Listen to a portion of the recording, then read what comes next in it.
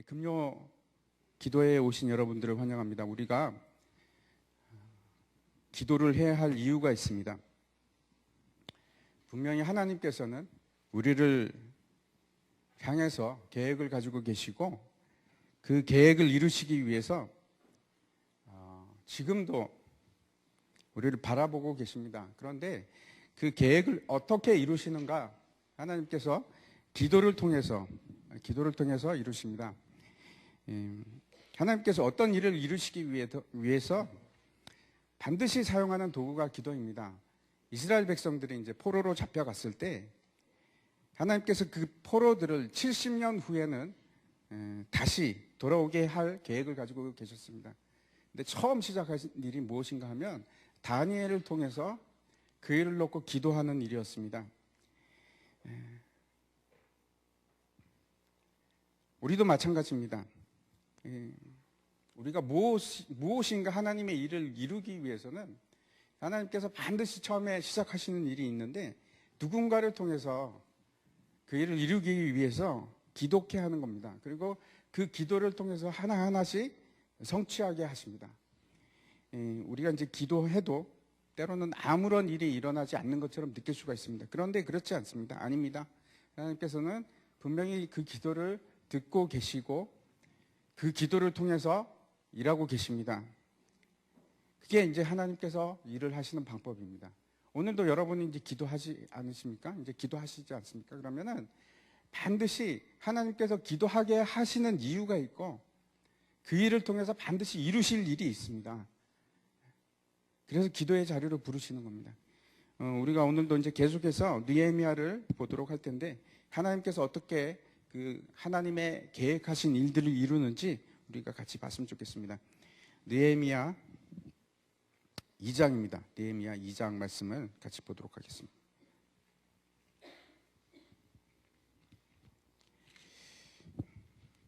느헤미야 2장 11절부터 20절까지 말씀을 같이 보도록 하겠습니다. 교독하겠습니다. 제가 먼저 읽겠습니다. 내가 예루살렘에 이르러 머무른 지 사흘 만에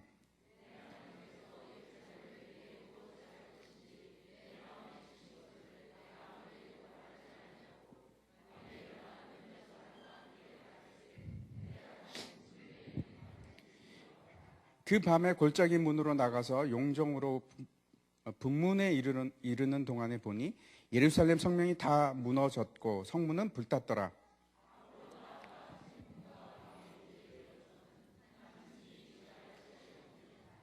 그 밤에 시내를 따라 올라가서 성벽을 살펴본 후에 돌아서 골짜기 문으로 들어와 돌아왔으나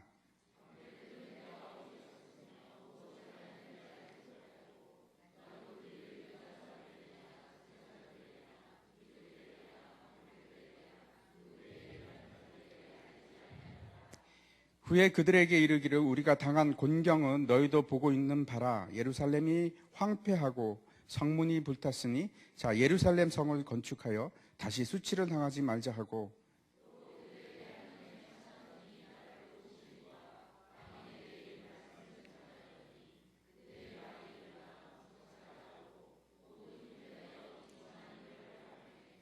호론 사람 산발락과 종이었던 암몬 사람 도비아와 아라비아 사람 게셈이 이 말을 듣고 우리를 업신여기고 우리를 비웃어 이르되 너희가 하는 일이 무엇이냐 너희가 왕을 배반하고자 하느냐 하기로 같이 읽겠습니다.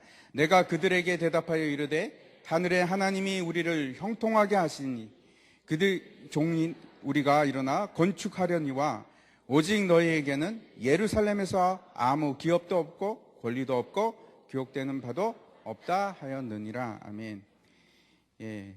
그 느헤미야가 예루살렘 성벽이 무너지고 성문이 회파되었다, 불탔다 하는 소식을 들었을 때 이제 기도하고 하나님께서 드디어 그 일을 진행할 수 있는 길을 열어주기 시작하셨습니다.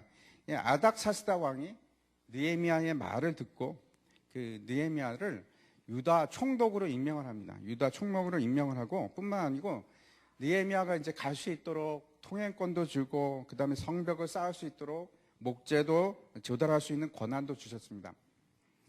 그 2장 10절에 보면은 이 일을 반대하는 사람들에 대해서 이제 기록하고 있는데 호론 사람 산발락과 그 종인 아마 신하였던 것 같습니다.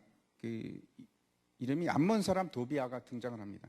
그 산발랏은 호론 사람이라고 되어 있습니다. 호론이 어딘가 하면은 예루살렘으로부터 이제 북쪽으로 한 20km 정도 떨어져 있는 곳입니다.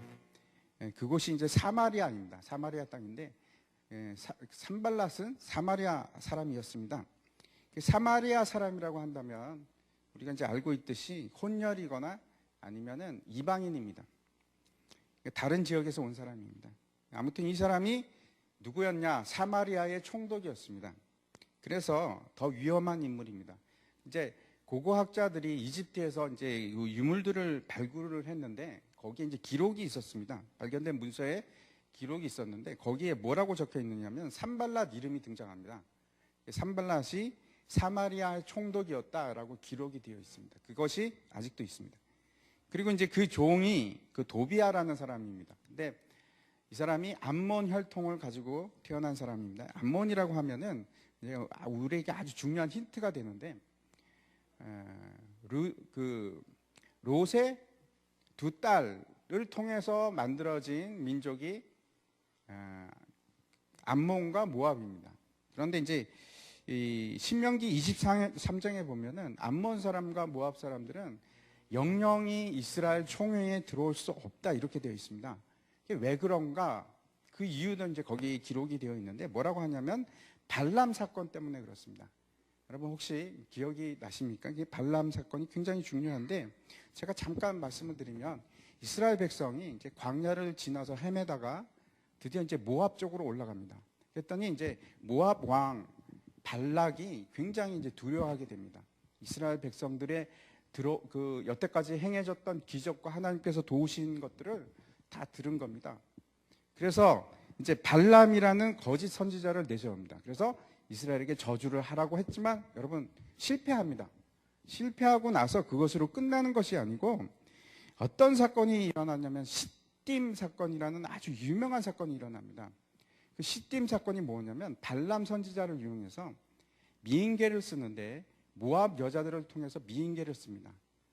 그래가지고 그 이스라엘 백성들을 타락을 시키는데 한두 명만이 아니고 집단적으로 이스라엘 백성들을 타락시킵니다. 성적으로 타락시키고 그 다음에 바알 제사를 드리게끔 만드는 겁니다. 아주 교묘하게 그 일을 했습니다. 타락시키기 위해서. 이제 그때 하나님의 진노로 죽은 사람들이 24,000명입니다. 시딤 사건 때문에. 결국 발람이 한 일이 무엇인가 하면 이스라엘 사람들이 죄를 짓고 그 다음에 저주를 받게 하는 일이었습니다. 그 일 때문에 문제가 됩니다. 나중에 이제 이 비슷한 사건이 여기 느헤미야에도 일어나는데 도비아를 통해서 어떤 사건이 일어나냐면 도비아를 통해서 많은 이스라엘의 조력자, 느헤미야의 조력자들이 결혼을 합니다. 이방인들과. 심지어는 어떤 일이 있었냐면 그 대제사장이 엘리야십이라는 사람인데 엘리야십과 도비아가 사돈이 됩니다. 참 놀라운 일이죠. 또 이 도비아라는 사람은 어떤 사람이냐 하면 지금으로 치자면은 CIA나 아니면 중앙정보부, 지금은 뭐라고 하는지 잘 모르겠는데 정보국 사람입니다. 일종의. 그래서 산발람의 정보원입니다. 정보국장이라고 할 수 있습니다. 그래서 이 사람이 하는 일이 예루살렘 성 안에 있는 여러 지인들을 통해서 정보를 모으고 그것을 산발랏에게 이제 넘겨주는 일을 합니다. 그리고 나서 이제 나중에는 겟셈이라는 사람도 함께 여기에 이제 합류를 하게 되는데 겟셈이라는 사람은 아라비아 사람입니다. 아무튼 이 느헤미야가 시간이 지나면 지날수록 뭘 발견하게 되냐 하면 그 자기들의 가장 큰 문제가 외부의 적이 아니고 내부의 타협이었습니다. 내부의 타협. 이스라엘 백성들이 허물어져 가는 겁니다. 그게 시딤 사건의 핵심입니다. 근데 그 똑같은 지금 그 암몬과 모압의 자손인 도비아가 그 일을 지금 하는 겁니다. 오늘날도 우리가 마찬가지라고 생각이 듭니다.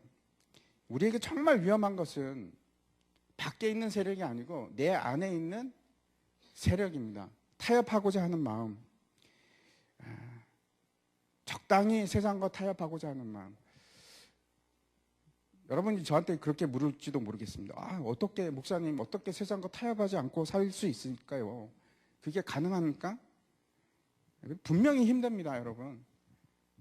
저도 잘 알고 있습니다. 목사지만 잘 알고 있습니다. 저라고 뭐 그런 타협을 하고 싶은 순간이 없겠습니까?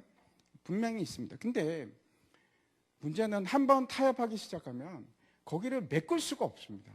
똑같은 상황이 오면 다시 똑같이 타협할 수밖에 없습니다. 그러면 여기가 성벽이 무너지기 시작하는데 여기가 구멍이 뚫리고 저기가 구멍이 뚫리고 결국은 허물어지는 겁니다.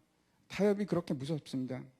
그것을 타협하기 시작하면 다시 그것을 메꾸기는 정말 힘듭니다.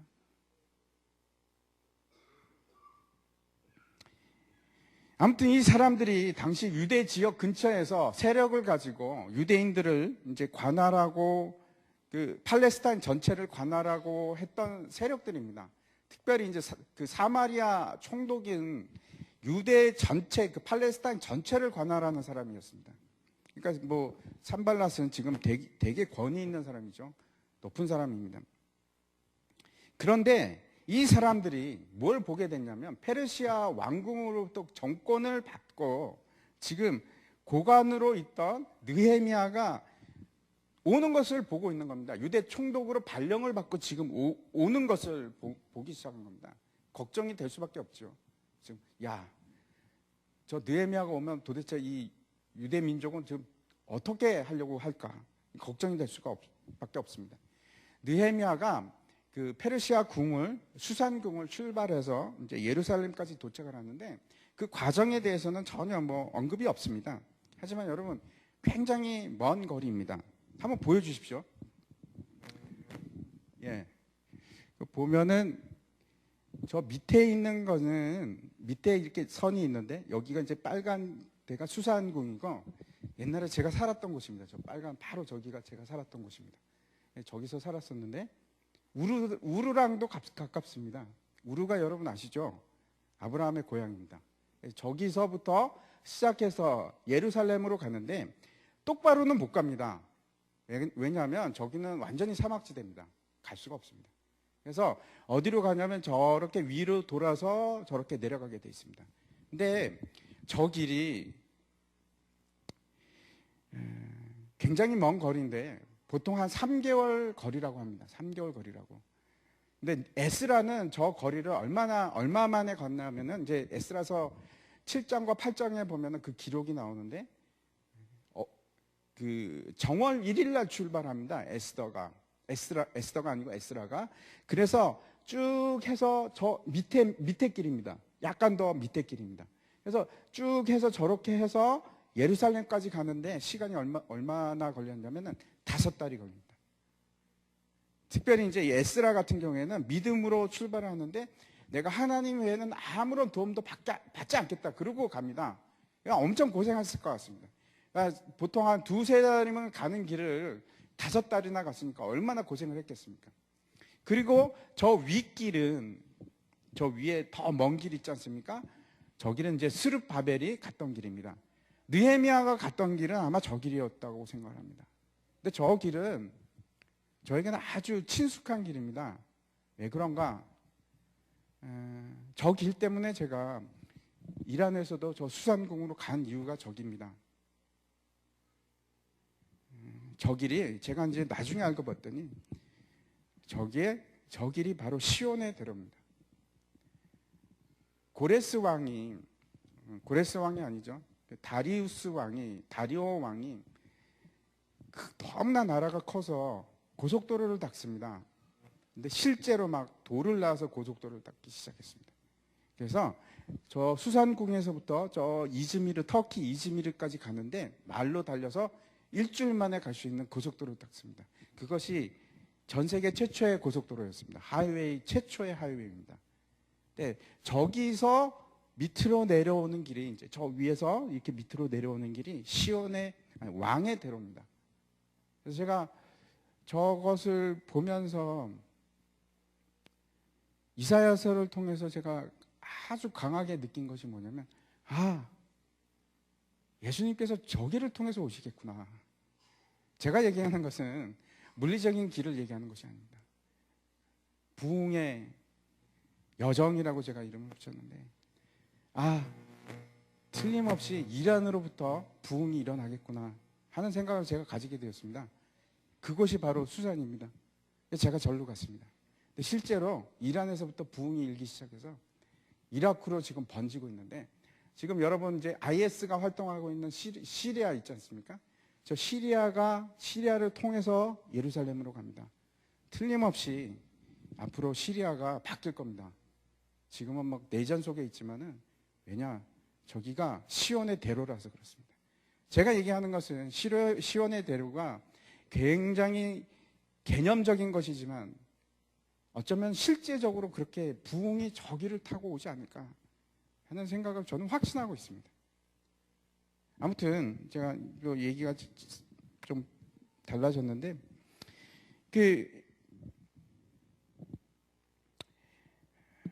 느헤미야가 저 길을 따라갑니다. 저 길을 따라가서 아마 정확하게 날짜가 나오지 않았습니다. 근데 굉장히 먼 길인데, 에스라의 경우에는 군대도 요청하지 않고 하나님만을 의지하고 그렇게 갔는데, 느헤미야는 다릅니다. 느헤미야는 왜 다른가? 그는 지금 고관입니다. 여러분, 술 따르는 사람이라고 해서 우습게 생각하면 안 되고 아주 높은 비서관입니다. 우리도 요즘에 이제 그 정치를 많이 배우고 있지 않습니까? 텔레비전을 통해서 많이 배우고 있는데, 민정수석이라든지 비서관들이 훨씬 실세들입니다. 그렇죠? 장관 이런 사람들이 힘이 있는 것이 아니고 대통령과 얼마나 가까이 있는가, 그것이 힘입니다. 심지어는 비선실세가 있지 않습니까? 하여튼 제일 가까운 사람이 제일 힘이 있는 사람입니다. 그러니까 느헤미야가 얼마나 힘이 있겠습니까? 하루에 3번씩 만나는 사람인데, 왕을. 그래서 이제 느헤미야는 지금 왕의 명령을 받고 예루살렘에 가는 사람이고, 특히 총독으로 지금 임명을 받아서 가는 겁니다. 그래서 수행원이 따라 붙는 겁니다. 수행원이 따라 붙고, 캐러반이 이제 아마 낙타 같은 것을 타고 갔을 겁니다. 말이나 낙타 같은 것들이 동원이 돼갖고 쭉 가는데, 대상 큰 무리가 이루어져서 쫙 갔을 겁니다. 그렇게 가서 거기 이제 군대도 같이 있는 겁니다. 에스코트를 받아갖고 쭉 가는 겁니다. 그래서 이제 공식적인 길게 늘어진 캐러반 일행이 쫙 가니까 산발락과 도비아, 게셈 같은 사람들이 이걸 보면서 이제 관심을 가질 수밖에 없습니다. 야, 저게 뭐지? 저 사람들 도대체 이제 어떻게 될 것인가? 이렇게 생각을 하게 되는 겁니다. 11절에 한번 보시기 바랍니다. 11절에 보니까, 내가 예루살렘에 이르러 머무른 지 사흘 만에 이렇게 되어 있습니다. 긴 여행이 이제 아마 상당히 힘들었을 겁니다. 두 달이나 3달 동안 움직였다고 생각해 보십시오. 얼마나 힘들었겠습니까? 하지만 이제 앞뒤 정황을 보면은 굉장히 이제 축 처져 있었을 텐데, 3일을 쉽니다. 3일을. 느헤미야는 지금 자기가 하고자 하는 일이 무엇인지 분명히 아는 사람입니다. 목적이 그 사람을 움직이는 그런 상황입니다. 그가 하려는 것이 자기 욕심을 채우려고 하는 것도 아니고, 자신의 영광을 드러내고 자기가 명예로운 사람이 되려고 하는 것도 아니고, 분명한 목적이 있는데 하나님의 영광을 드러내는 일입니다. 그 앞에서 보면은 느헤미야가 이제 기한을 정하고 예루살렘으로 갑니다. 그 말은 이제 다시 돌아가야 하는 그 시간도 있는 겁니다. 이스라엘의 옛 고토로 돌아왔는데 다시 이제 페르시아로 돌아가야 되는데, 그렇습니다. 이제 3일을 쉽니다. 세상을 살다 보면 그렇죠. 삶의 목적이 분명한 사람들이 있습니다. 물론 우리 모두의 최종적인 목적은 그렇죠. 하나님을 영화롭게 하고 그를 위해서 살아가는 것이 분명한데, 그 나라를 향해서 나가는 것이 분명한데, 하나님의 영화를 위해서, 영화롭게 하기 위해서 살아가는 목적이 특별히 뚜렷한 사람들이 있습니다. 여러분 속에서도 있을 겁니다. 너무나 분명하게 살아가는 사람들이 있습니다. 우리가 잘 알고 있지 않습니까? 목적이 이끄는 삶이라는 책이 우리 교회에서도 저도 했었고, 그 뒤에도 한 2번 더 했다고 제가 얘기를 들었는데, 그 책이 전 세계적으로 베스트셀러가 되어서 뭐 심지어는 성경 다음으로 많이 팔렸다 하는 얘기까지 있을 정도로 엄청나게 팔린 책이 됐습니다. 근데 제가 믿기로 모든 믿음의 사람들은 분명히 하나님께서 주신 목적이 있습니다. 여러분도 마찬가지입니다. 의미 없게 살게 되어 있는 사람은 아무도 없습니다. 하나님께서 반드시 목적을 주셨습니다. 문제는 그 목적이 무엇인지 아는 사람이 있고, 그 목적이 뭔지 별로 깨닫지 못하고 살아가는 사람이 있는 겁니다. 여러분 한번 생각해 보시기 바랍니다. 나는 정말 어떤가? 하나님께서는 내가 무엇을 하고 이 땅에서 살아가기를 원하시는가? 분명히 목적이 있을 텐데, 내가 돈 벌고 잘 먹고 잘 살고 그것을 하나님께서 지금 원하고 계신 건가? 아니면 또 다른 분명한 목적이 있으신 건가? 나를 통해서. 때로는 그 일이 뭐 거창하지 않을 수도 있습니다. 아주 작은 일일 수도 있습니다. 때로는 하나님께서 교회의 한 부분을 여러분에게 맡기셨는지도 모릅니다. 아주 하찮게 보이는 일을 맡기셨는지도 모르겠습니다.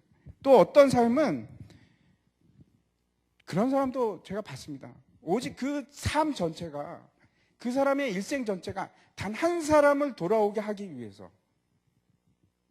너무나 이상하죠. 그런데 그런 사람도 있었습니다. 완전히 삶 전체가 단 한 사람을 위해서 사는 사람이 있습니다. 그 사람을 돌이키게 하기 위해서. 그런 인물을 가진 사람도 있습니다. 어떤 일은 크고 어떤 일은 아주 작습니다. 분명한 것은 그것이 크고 작고가 문제가 아니고, 분명한 것은 삶의 목적을 뚜렷하게 갖고 있는 사람은 다릅니다. 전혀 다른 삶을 살아갑니다. 목표가 있기 때문에 그런 것이고, 그래서 그 사람은 목표가 있으니까 그 일을 위해서 기도할 수밖에 없습니다. 분명한 목적이 있으니까. 또 그 일을 생각하고 그 생각을 지울 수가 없는 겁니다. 그 일을 계속 생각하고 내가 어떻게 하면 그 일을 성취할까? 계속해서 꿈꾸고 노력하고 점점 삶이 그쪽으로 나갈 수밖에 없습니다. 느헤미야가 그런 사람이었습니다. 다시 한번 느헤미야를 한번 생각해 보시기 바랍니다. 그가 하나님 나라를 꿈꾸는 사람이었고, 하나님 나라를 위해서 울며 금식하는 사람이었고, 그리고 기도할 때 분명히 깨달은 사람입니다. 하나님께서 자기에게 무슨 목적을 갖고 계신지. 그리고 하나님께서 그 일을 느헤미야에게 맡기십니다. 저도 이제 선교사로 있다가 들어올 때 분명히 하나님께서 저에게 목적을 너무나 분명하게 주셨습니다. 사명을 주셨습니다. 제가 그걸 어떻게 지워버릴 수가 없습니다. 그래서 저는 그 일을 위해서 살아갈 겁니다. 반드시 이룰 겁니다. 그게 뭐냐면, 하나님께서 저에게 주신 일은 교회를 다시 세우라고 분명하게 저에게 말씀하셨어요. 쓰러져가는 교회를 세워라. 그게 네가 할 일이다.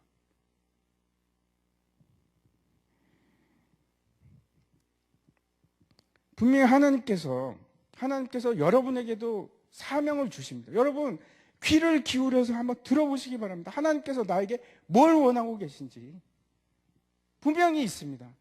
여러분 각자가 모두 가지고 있습니다. 그 일을 알기 위해서 그걸 그냥 주시지 않습니다. 저도 그렇습니다. 기도할 때 주십니다. 기도할 때.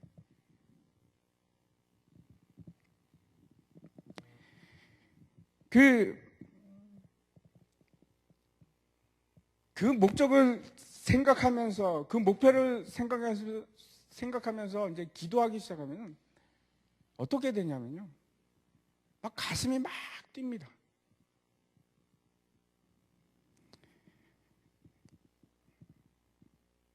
힘들기도 하죠. 그 생각하면은 지금 우리가 이제 계속 느헤미야를 읽어 나갈 건데, 느헤미야 일이 뭐 술술술술 잘 풀립니까? 아니요.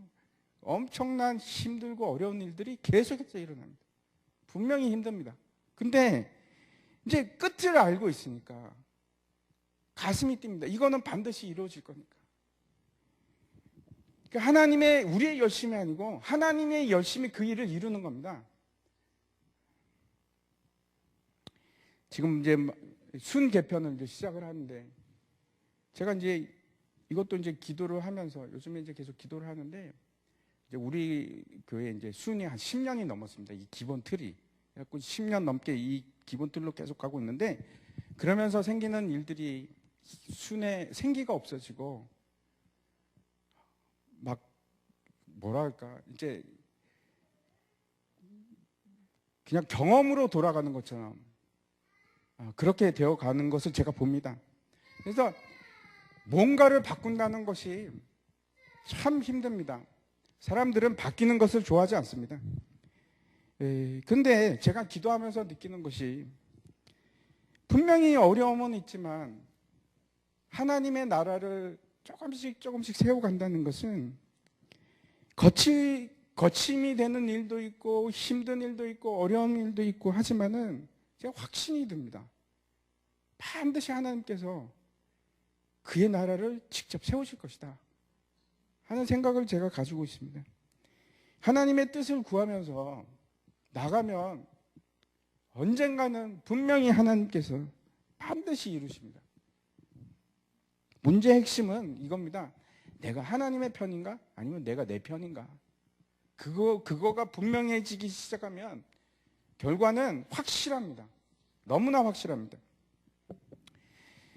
하나님께서 느헤미야를 쓰시기로 이제 하신 겁니다. 그래서 분명히 하나님께서는 그 말은 결과가 있다는 얘기입니다. 분명히 하나님께서는 느헤미야를 통해서 쓰러진 성벽을 다시 세우게 하실 것이고 그 불타버린 성문을 다시 만들게 하실 것이고 그 약속입니다. 하나님께서 느헤미야를 부르셨다는 것은 내가 너를 통해서 너를 도구로 사용해서 반드시 내가 그 일을 이루고 말 것이다 하는 약속입니다. 그 약속을 생각하면 막 가슴이 어떻게 안 뛸 수가 있겠습니까? 두근두근.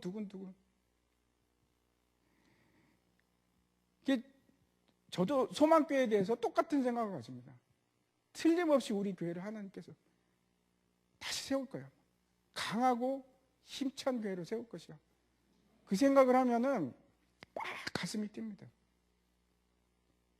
제가 저로 인해서 아니면 여러분을 때문에 그런 것이 아니고 하나님의 열심 때문에 하나님께서 그 일을 하기로 작정을 하셨는데 감히 누가 막을 수가 있겠습니까?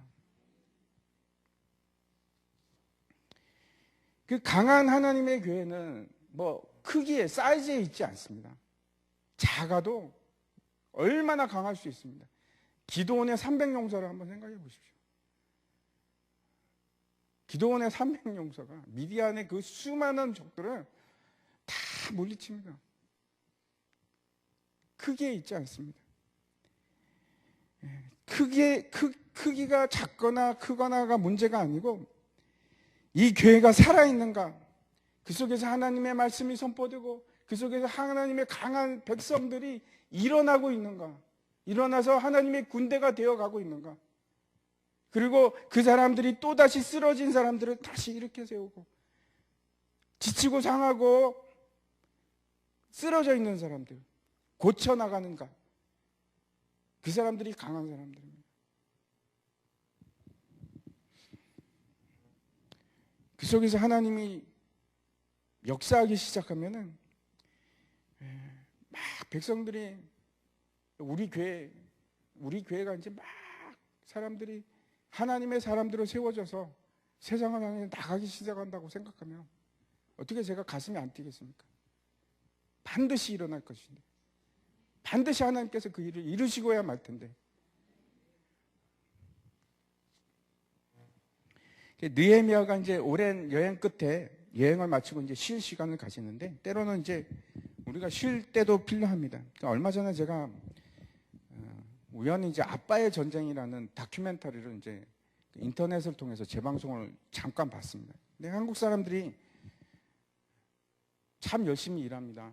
뭐 일벌레처럼 열심히 일합니다. 아침에 일찍 출근해가지고 밤 늦게까지 밤 10시가 다 되도록 노력하지 않습니까? 그런데 야, 그것을 보고 제가 놀랐는데 충격을 받았는데 노르웨이 같은 나라는 지금 근로시간을 6시간으로 단축시키려고 한다고 합니다. 야, 그래도 될까? 된답니다.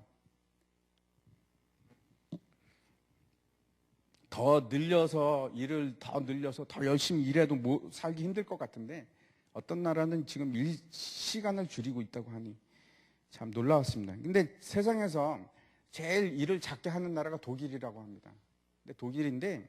근데 일의 시간의 문제가 아니고 질의 문제입니다. 이 독일 사람들이 여러분 전 세계에서 가장 높은 생산성을 유지하고 있는데 우리나라의 거의 2배입니다. 그러니까 우리나라 사람들이 물건 하나 만들 때 독일 사람들은 2개를 만들어내는 겁니다. 심지어는 한국이 제가 이제 한번 찾아봤는데 그 생산성이 유럽에 가면 제일 못 사는 나라 그리스 사람보다도 생산성이 떨어집니다. 제가 깜짝 놀랐습니다. 제가 이제 미국에 있을 때 일을 해봤습니다. 일을 해보면서 제가 깜짝 놀란 것이 진짜 열심히 일합니다. 근무 시간에.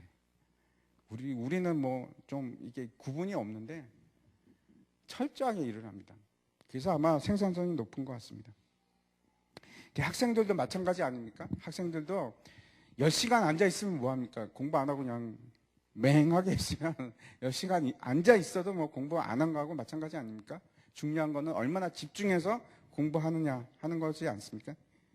제가 이제 그 다큐멘터리를 보면서 배운 것이 독일 사람들은 거기서 이제 나오는 장면이 최선의 컨디션을 유지하는 것이 훨씬 더 중요하기 때문에 최선의 컨디션을 유지하기 위해서 자꾸 쉬라고 하는 겁니다. 아프면 나오지 말라고 그러고 감기 걸리면 쉬라고 하고. 야, 그걸 보면서 야, 그렇구나. 쉼도 필요하구나 하는 생각을 제가 했습니다. 아무튼 느헤미야가 3일을 쉽니다. 예수님도 이제 제자들을 둘씩 짝을 지어서 파송을 했는데 파송을 하고 이제 사역을 하고 돌아왔을 때 예수님께서 뭐라고 하셨냐면은 너희도 한적한 곳으로 가서 쉬어라 이렇게 말씀을 하셨습니다. 오늘 본문을 보니까 느헤미야가 3일을 쉽니다. 그러면서 움직이기 시작하는데 12절 한번 보시기 바랍니다. 12절에 보면은 내 하나님께서 예루살렘에 위해 무엇을 할 것인지 내 마음에 주신 것을 내가 아무에게도 말하지 않고 하나님께서 주십니다. 하나님께서 그 마음을 계속 일어나게 만들고 동력케 하시고 계획이 그 속에서 가지게 하시고 그런 일을 하신 겁니다. 제가 새벽 기도 시간을 좋아합니다. 좋아하는 이유 중에 하나가 어떤 때는 이제 계속 입으로 이제 계속 기도 제목을 얘기할 때도 있는데 이제 마지막 부분에 가면 제가 말을 안 하고 듣습니다. 하나님 뭐라 그러실까 그러고 계속 듣고 있으면은 하나님께서 마음속에 막 어떤 때는 계획을 주십니다. 생각을 주시고. 그래서 그 시간이 참 귀합니다.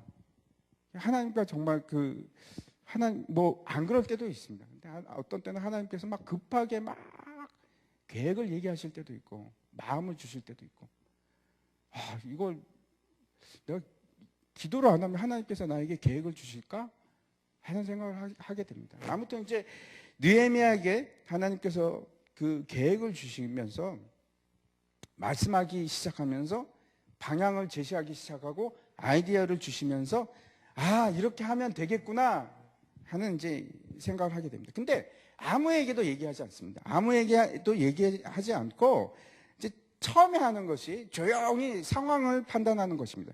이제 두어 사람과 함께 뭐라고 이제 기록이 되어 있냐면 이제 밤에 그 허물어진 예루살렘 성벽들을 살피기 시작하는 겁니다. 다 살피고 돌아왔지만은 그 방백이라고 하는 것은 이제 그러니까 지도자들을 얘기하는 겁니다. 감독들을 얘기하는 건데 그 사람에게도 얘기하지 않고 또 유다 사람 제사장들에게도 얘기하지 않습니다. 아무에게도 얘기하지 않고 제사장이라고 하면 그 당시에는 최고층입니다. 최고위층입니다.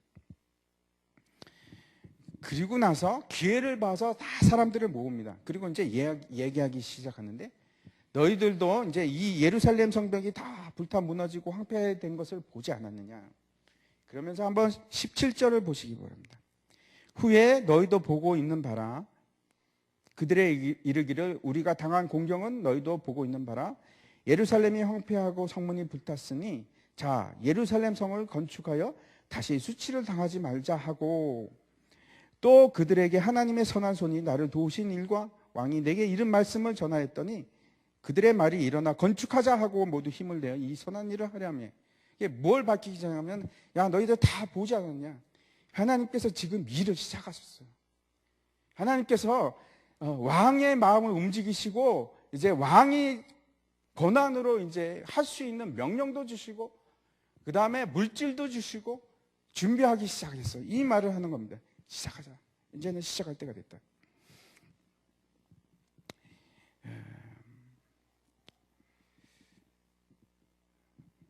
예루살렘 성을 건축하여 다시는 수치를 당하게 하지 말자. 이 말씀이 정말 우리에게 필요한 말씀이 아닌가 이렇게 생각을 합니다. 우리가 이제 알게 모르게 교회가 무너지기 시작했습니다. 한국 교회가 무너지기 시작했는데 언제부터 개독교가 되었고 교회가 조롱을 받기 시작하고 힘이 없어지고 하나님의 나라가 힘이 없어지고 그렇게 되었습니다. 근데 여러분, 하나님 나라는 그렇지 않습니다. 하나님 나라는 힘이 있는 나라입니다. 너무나 강력한 나라입니다. 마치 겨자씨 하나를 심으면 그 겨자씨 하나가 막 뻗쳐나가는 그런 나무가 되듯이 힘있게 나가는 나라가 하나님 나라입니다. 한국교회가 지금 이 상태라면 여러분, 이게 내 일이 아니다라고 생각하지 마시기 바랍니다. 이게 바로 내 일입니다. 하나님 나라가 내 일입니다. 하나님 나라를 우리가 지금 이대로 둘 수는 없습니다. 내 일이 아니라서 나는 별 상관이 없어 하지 마시고 하나님 나라를 생각할 때가 되었습니다. 그것이 처음입니다. 예수님께서도 분명히 말씀하셨습니다. 너희는 먼저 그 나라와 그 의를 구하라. 그리하면 내가 그 모든 것을 너에게 필요한 것을 모든 것을 너에게 다 채워주리라 약속하지 않았습니까? 근데 제가 말씀드리는 것은 이 일이 지금 진행되기 시작했습니다. 그래서 제가 기쁩니다. 한국교회에 여러분 느끼십니까? 저는 느낍니다. 한국교회에 새로운 바람이 불기 시작했습니다. 아주 미미하고 잘 보이지도 않을 수 있는데 분명히 저는 느낍니다. 이제 새로운 바람이 불기 시작했습니다. 왜 그런가 물으시면 저도 할 말이 없습니다. 그 일이 어디서부터 시작되었는가? 몇 년 전에 이제 한국교회가 일본을 위해서 그렇게 열심히 기도하고 그럴 때가 있었습니다. 혹시 여러분 아시는 분 있으실지 모르겠는데 그때는 정말 일본 교회는 뭐 없다고 해도 될 정도예요. 일본의 선교사들은 선교사들의 무덤이라고 할 정도였습니다. 마치 이제 일본이 어떻게 제가 느껴졌냐면 감옥과 같은 그런 곳이었는데 제가 이제 선교사를 하면서 깨달은 것이 있습니다. 참 희한하게도 하나님께서 이 세상을 통치하고 지배하고 움직이시는데 나라별로 움직이십니다. 민족별로 움직이십니다. 그게 너무나 뚜렷하게 나타나서 제가 그게 왜 그럴까? 저도 모릅니다. 근데 나라별로 움직이십니다. 제가 이제 이란과 터키에 있었는데 너무 이상한 것은 영적으로 터키와 이란이 너무 유사합니다. 그리고 이란과 북한이 너무나 유사합니다. 제가 이란과 북한이 다 제가 가고 싶은 나라들이었는데 이란이 지금 막 무너지고 있는데 사탄의 세력이 힘을 잃어가고 있는데 이란이라는 나라가 참 들어가기 힘듭니다. 북한도 그렇고. 왜 그렇게 여러분 들어가기 힘든 줄 아십니까? 취약하기 때문에. 사탄의 세력이 자기가 알고 있기 때문에 너무 취약하기 때문에 제도적으로 못 들어오게 막는 겁니다. 근데 들어가기 시작하면 뭐 사탄의 세력은 뭐 완전히 무너지게 될 수밖에 없는 나라들입니다. 북한도 저는 그렇게 생각합니다. 이제 문이 뚫리고 막 들어가기 시작하면 거기는 뭐 순식간에 무너질 겁니다. 사탄의 세력은. 근데 제가 이제 안타까웠던 것이 터키도 그렇고 일본이 그랬는데, 여러분 일본이 최근에 변화되기 시작했습니다. 한국에 있으면 잘 모릅니다. 저도 이제 점점 둔감해지고 있는데, 일본에서 지금 막 교회들이 힘을 내기 시작하는데, 여러분 잘 아시죠? 일본에는 그렇게 많은 교회가 많지 않습니다. 작은 교회들입니다. 일본에서는 100명만 모여도 아주 대형 교회입니다. 근데 그 작은 교회들이 연합하기 시작하고 막 그 속에서 막 성령의 불길이 타오르기 시작하는데, 그게 시작입니다. 근데 그 불길이 이제 한국으로 오고 중국으로 계속 갈 겁니다. 중국도 그렇고 한국도 그렇고. 제가 한국도 지금 일어나는 것을 제가 막 느껴집니다. 근데 우리 교회도 그렇게 일어날 겁니다. 틀림없이 일어날 겁니다. 그런 교회들을 다는 아니겠죠. 근데 하나님께서 세우시는 교회들이 있습니다. 그래서 변하기 시작할 겁니다. 우리 교회가 그 중에 하나가 돼서 작지만 아주 강한 교회가 될 겁니다. 서서 이제 움직이기 시작하는데, 그래서 우리가 여러분 준비가 돼야 됩니다. 여러분 훈련 받으셔야 되고요.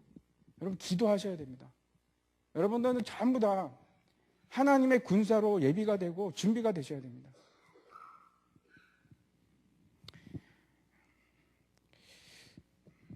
잠시 여기서 이제 우리가 이제 느헤미야를 통해서 현명한 지도자가 어떤 일을 하고 있는지 한번 보도록 하면은, 첫 번째 그 이제 느헤미야가 하는 일이 먼저 상황을 살핍니다. 문제가 무엇인지, 팩트가 무엇인지, 실제로 지금 현실이 무엇인지 모으기 시작하는 겁니다. 일을 시작하기 전에 반드시 해야 될 일입니다. 내가 어디 있는가? 이게 지금은 성벽이 무너져 있고 성문이 불탔습니다. 그리고 주위에는 적들이 있습니다. 우리 교회도 우리 교회의 현실을 보는 것이 중요하고, 우리 자신도 마찬가지입니다. 여러분, 현실이 무엇인지 분명하게 직면하기 시작하면 문제는 간단해집니다.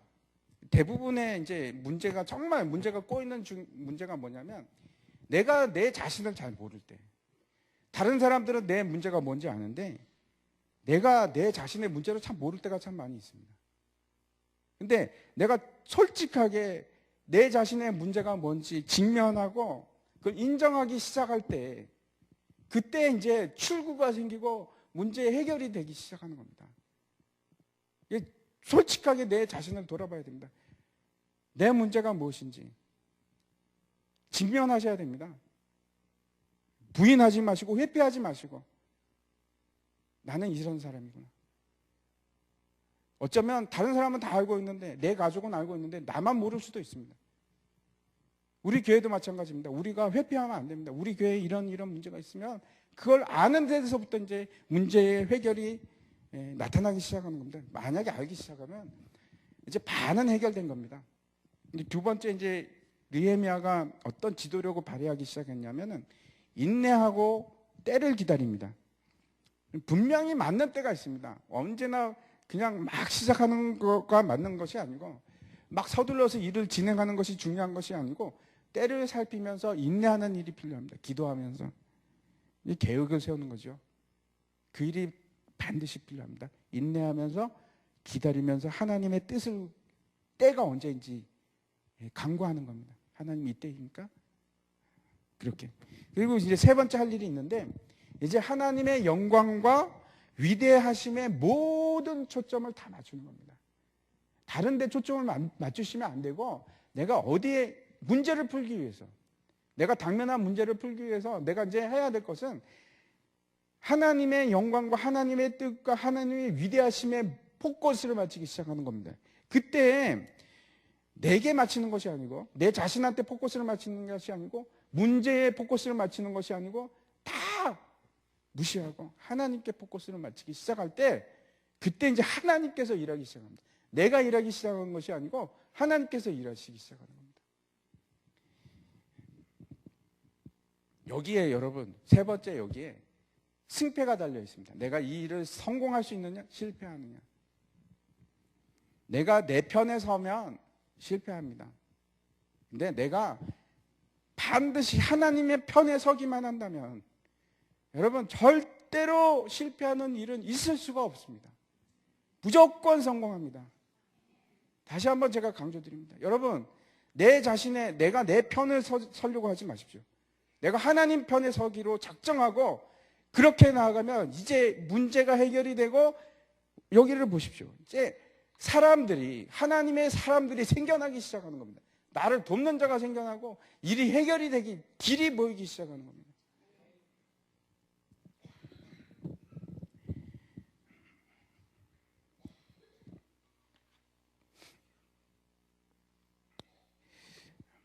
(18절) 한번 보시기 바랍니다. 18절에 보면은 또 그들에게 하나님의 선한 손이 나를 도우신 일과 왕이 내게 이른 말씀을 전하였더니 그들의 말이 일어나 건축하자 하고 모두 힘을 내어 이 선한 일을 하려 하며 이렇게 얘기합니다.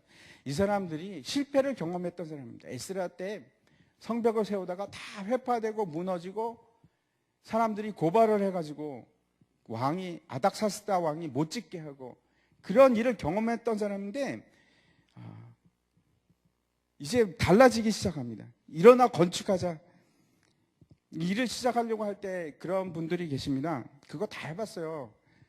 그거 안 돼요. 해봤자 안 돼요. 여러분 그 왜 안 되는지 이유를 우리가 분명히 봐야 됩니다. 하나님 편에 하나님이 우리와 함께 하지 않았기 때문에 실패한 겁니다. 금년에 우리가 이제 전도를 하려고 합니다. 어쩌면 우리가 패배의식 속에 살아가는지도 모릅니다. 교회가 해야 될 가장 핵심 일 중에 하나가 복음을 전파하는 일인데 그걸 우리가 못하고 있습니다. 우리 교회는요 이것도 해보고요 저것도 해보고요 모든 전도 프로그램 다 해보고요 안 돼요. 근데 하나님께서 함께 하신다면 성경이 그렇게 있는 겁니다. 하나님께는 능치 못함이 없느니라. 이게 무슨 말이냐면 내가 내 편이 되는 게 아니고 내가 하나님의 편만 되기만 하면 하나님께서는 능치 못할 일이 없습니다. 하나님께서 하시고자 하는 일은 그냥 하십니다. 하나님께서 우리가 정말로 하나님 편이 돼서 기도하고 하나님 나라를 구하면서 그 일을 하게 되면 여러분이 남편이 돌아오고 여러분 부모님이 돌아오고 여러분의 자녀들이 다시 돌아올 겁니다. 그게 하나님의 뜻이면 내가 하나님의 편이 되기만 한다면 그 느헤미야가 했던 일이 자기 동족에게 도전을 주는 것뿐만 아니고 대적들에게는 맞서는 일을 합니다. 이제 하나님의 백성들이 믿음으로 하나님의 뜻을 이루고자 하고 이제 한 걸음을 딱 내딛기 시작할 때 반드시 일어나는 일이 있습니다. 대적자들도 함께 일어납니다. 그 사람들이 어떻게 하냐면 용기를 잃게 만들고 그 다음에 조롱하게 만들고 그것이 이제 첫 번째 우리가 마주치는 그런 일입니다. 그 4장과 7장에서 이제 우리 느헤미야 뒤쪽을 보면은 여러 가지 형태의 대적들의 공격이 이제 계속 일어나는데 이제 첫 번째 이 기록이 지금 뭐라고 하냐면 조롱입니다. 비웃음으로 시작을 합니다. 야, 니네가 뭐 지금 가진 게 뭐가 있다고? 그게 된다고 생각해? 심지어는 협박을 하는데 야, 너희가 지금 왕이 하지 말라고 그랬는데 너희 반란을 일으키는 거야? 도대체 말이 되니? 왕이 이미 중단을 시킨 일을 다시 하겠다고? 그때 이제 느헤미야가 아주 분명하게 얘기를 합니다. 뭐라고 얘기하면 너희는 이 땅에 기업이 없다. 너희는 기억된 바도 되지 않는다. 다시 말씀드려서 너희는 하나님 나라와 상관이 없다. 하나님의 일을 방해하지 마라. 이 땅에 너희 기업이 없어. 이건 하나님의 일이야. 방해하지 마. 조롱하지 마. 우리는 하고야 말 거야. 이렇게 얘기를 합니다. 그 새 일을 시작하면은 어떤 분야도 다 그렇습니다. 조롱하는 사람들이 있고 시비 거는 사람이 있고 비웃는 사람들이 있고 특히 하나님의 일들이 그렇습니다. 오순절날 성령이 임하시기 시작하니까 그 주위에 있던 사람들이 그럽니다. 야, 저 사람들이 대낮부터 술을 먹고 취했구나. 그게 세상 사람들이 얘기하는 겁니다. 그런데 여러분, 꿈을 꾸기 시작하면, 우리가 하나님 나라를 꿈꾸기 시작하면 어떤 사람들이 방해를 해도, 어떤 사람들이 조롱을 해도, 심지어는 그 조롱하는 사람들이 우리 내부에 있을 수도 있습니다. 우리 내부에서도 야, 그거 되지도 않는 일 왜 또 해? 느헤미야는 요동하지 않습니다. 너희는 이 일과 상관이 없어. 조롱하는 자들에게 그러는 거예요. 너희는 이 일과 상관이 없어. 이건 하나님께서 하시는 일이야. 너무나 분명하고 확신 있게 이렇게 얘기합니다. 왜 그렇습니까? 하나님의 나라를 꿈꾸고 있기 때문에, 확신을 가지고 있기 때문에. 오늘 우리가 생각해 봤으면 하는 것이 이겁니다. 나는 하나님 나라를 꿈꾸는 자인가? 오늘 그 오순절 날 성령이 임했을 때 베드로가 이렇게 설교를 합니다. 하나님이 말씀하시기를 말세에 내가 내 영을 모든 육체에게 부어주리니 너희의 자녀들은 예언할 것이요 너희의 젊은이들은 환상을 보고 너희의 늙은이들은 꿈을 꾸리라. 그때 내가 내 영을 내 남종과 여종들에게 부어주리니 그들이 예언할 것이요 내가 위로 하늘에서는 기사를 아래로 땅에서는 징조를 베풀리니 곧 피와 불과 연기로다. 먼저 우리가 하나님 나라를 꿈꾸는 자가 되었으면 좋겠습니다. 느헤미야처럼 하나님 나라를 세워가는데 여러분 부담을 느끼시기를 바랍니다. 그게 내일이라고 여러분 부담을 느끼시기 바랍니다.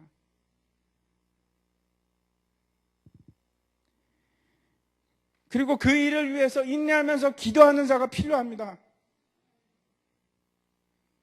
그 일을 소망을 가지고 바라보면서 하나님 나라가 여기 이곳에 임하여 주시옵소서. 두 번째, 그 하나님 나라를 위해서 그 뜻을 이루기 위해서 헌신된 사람이 필요합니다. 결단하는 사람이 필요합니다. 내 시간과 내 물질과 내 능력과 모든 것을 바쳐서라도 내가 하나님 나라를 이루어야지. 그 하나님 나라를 이루는 것이 내 목표야. 결단하고 나가는 사람이 필요합니다. 여러분 중에 많이 나왔으면 좋겠습니다. 함께 하는 자가 필요합니다. 이 교회를 그런 하나님의 강한 군대로 만들 사람들이 필요합니다.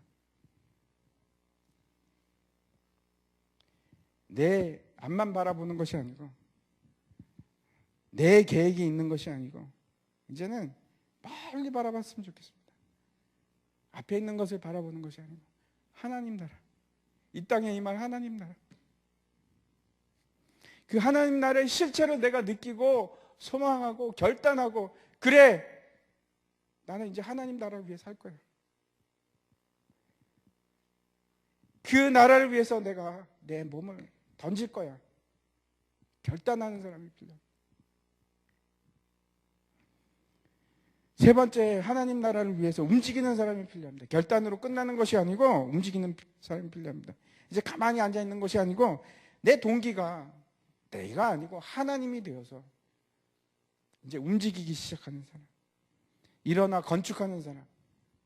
그래, 힘을 내서 같이 건축합시다. 여기 18절에 나와 있는 사람들처럼. 함께 합시다. 함께 이 교회를 세워갑시다. 이곳이 정말 기쁘고 하나님의 나라가 임하는 곳이 되게 만들어 갑시다. 내가 그 일을 위해서 내가 헌신하겠습니다. 내가 그 일을 위해서 기도하겠습니다.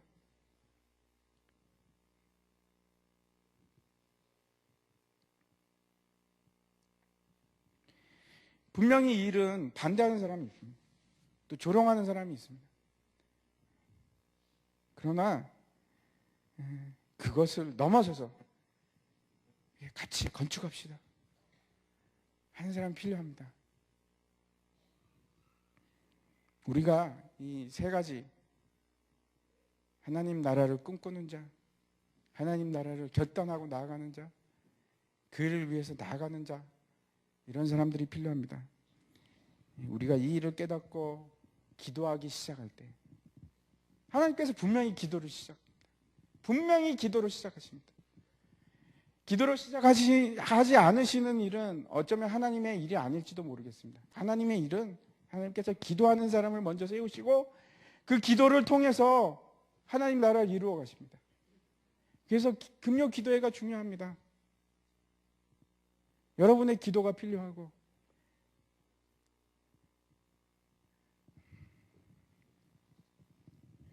기도할 때 중요한 것은 기도할 때 하나님께서 우리에게 계획을 주실 겁니다. 어떻게 해야 될지 아무런 계획도 없습니다. 근데 기도하기 시작하면 하나님께서 막 이렇게 해라, 이 길로 가라 말씀하실 겁니다. 그때부터 하나님께서 일하시는 겁니다. 우리가 이 시간에 이 세 가지를 가지고 같이 기도했으면 좋겠습니다.